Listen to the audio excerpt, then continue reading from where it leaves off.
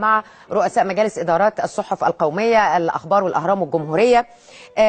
عايزة أسأل حضرتك إنه الرئيس مثلا قال لما سألوه عن زيارته الخارجية قال أيوة طبعا هو اتكلم على زيارة الصين الأخيرة، لكن أنا هذهب إلى الكويت يوم 5 يناير، سأزور إثيوبيا والبحرين شهر يناير أيضا، وهيلتقي خلال شهر يناير أيضا بتشينزو آبي رئيس وزراء اليابان والرئيس الروسي بوتين، وهناك زيارات لقارة أوروبا خلال الربيع وزيارة خلال العام لكوريا الجنوبية واليابان.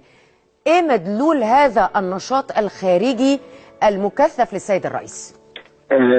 دي سمات مصر الجديدة بعد 30 يونيو.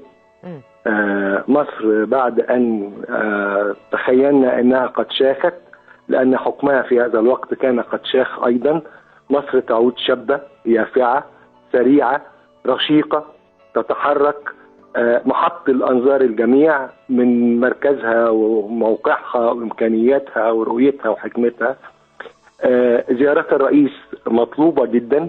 الرئيس بيشرح لما بيزور اي دولة او في جولاته، بيشرح السياسة الخارجية المصرية، بيشرح الموقف في الاقليم، بيشرح رؤانا ورؤيتنا وقراءتنا للمواقف المختلفة، بيتكلم على تجربة تنمية سريعة احنا هنسابق الزمن،